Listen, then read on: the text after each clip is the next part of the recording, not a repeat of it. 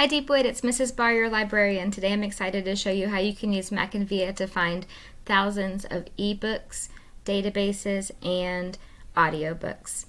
The first time you go in, you need to tell it your school or library name. Start typing in Deepwood, and as you do that, it will come up with our school.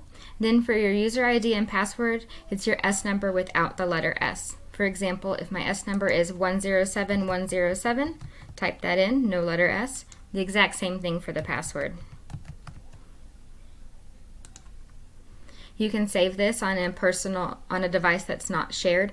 Also, I'd like to recommend that you can get MackinVIA as an app on a tablet, so you could go back and forth between reading on a tablet or a phone, iPad, and reading the same books in your account on your Chromebook or whatever device you're using for school. It's really convenient. And we know how to log in. Now I'm going to teach you how to search. It's going to default by highlighting a couple of categories, but I'm going to go into all of the ebooks and show you how many there are. We have about 7,745. This view is nice because you can see all the different titles, but for right now I'm going to switch to this view where I can read a little bit about the book already here. And I like this because I can read the summary and don't accidentally click to check something out. I want to show you how to narrow down a little bit.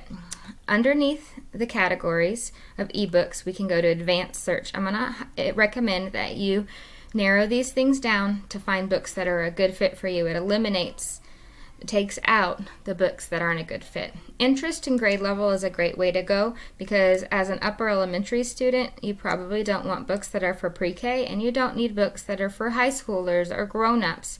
So 3rd through 5th might be a good range for you to do. That narrows it down to 5,693. Then you can also narrow down by a reading grade level or your specific Fontes and Pinnell guided reading level.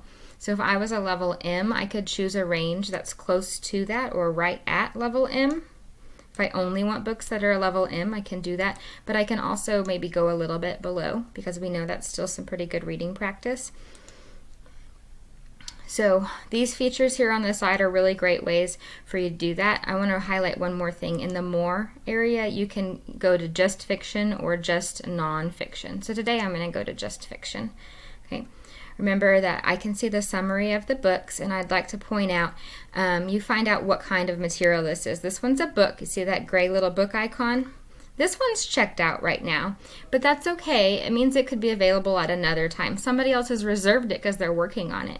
If you decide that you're interested in this book, you can add it to your favorites, and it will be like on my I'm going to read list. I'll show you a little more on that in a minute. This book's available because it doesn't have the red circle. I can read about this Judy Moody. Oh, I like Judy Moody and pranks, April Fool's Day. I love it. So I can either check it out right away or I can preview it a little bit first. I'm going to go to Open Now and see what this book looks like. This bar at the bottom helps you navigate. You can go back to the very beginning and see the cover. You can change the sizes. To make it go away, just click within the book. You can use keyboard arrows or you can use your mouse and click on the side and arrows will come up. Oh, I like these color pictures. I'm going to do a little bit of reading and see how it feels for me on my level. 5-finger test. If I decide this is a good fit for me, it would be a good idea for me to check this book out because it's kind of a long book. In order to close this book and officially check it out, you can go to the X in the corner or the hamburger where you can close the book. And you want to go ahead and actually check it out when you decide that, yes, this is a good book for me, but you need it more than one sitting. When you check it out, oh, I reached my checkout limit. I have to turn something in. I'm going to go to my checkouts. And I am finished reading this high-low book, so I'm going to return it. I'm going to go back to my Judy Moody book.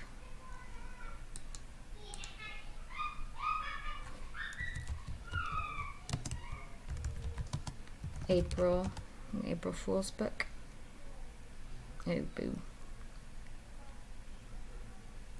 What was the title of my book?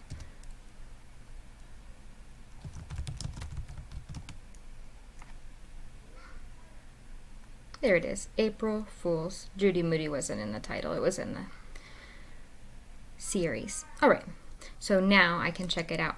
You have, I think, a limit of 5 books that you can check out at a time. But now it's mine. And so the next time that I come into here, I can go to my backpack and I can click on my checkouts. These are the books I'm actively reading right now. If I'm finished with something, I should return it. But I just got my Judy Moody book. I can open it up. We'll keep track of what page I was on, and I can continue reading. Likewise, I can also look at my list of favorites. And these are books that I might want to read one time down the way, but I was interested in them. And I can look at books that I have requested. This is a Bluebonnet book for this year. I'd like to read it at some point, but it's checked out right now, so I'm waiting for it. And you can set in your profile your email address and put your student email or whatever email you're best at checking, and it will send you an email when that book is in. And your requests, once they come in and you get that email, you have 3 days to go in and check it out so that you can have access before it goes to the next person. So it's not waiting forever if nobody goes to get it. But that's like putting a hold in the library. So this backpack is a great place to see what you have and your favorites, things you want to read, things you have checked out now, or things you have checked out in the past. And it's a place for you to see your requests or your holds that you are waiting for. Happy reading, guys. I look forward to teaching you more about MackinVIA as the year goes on.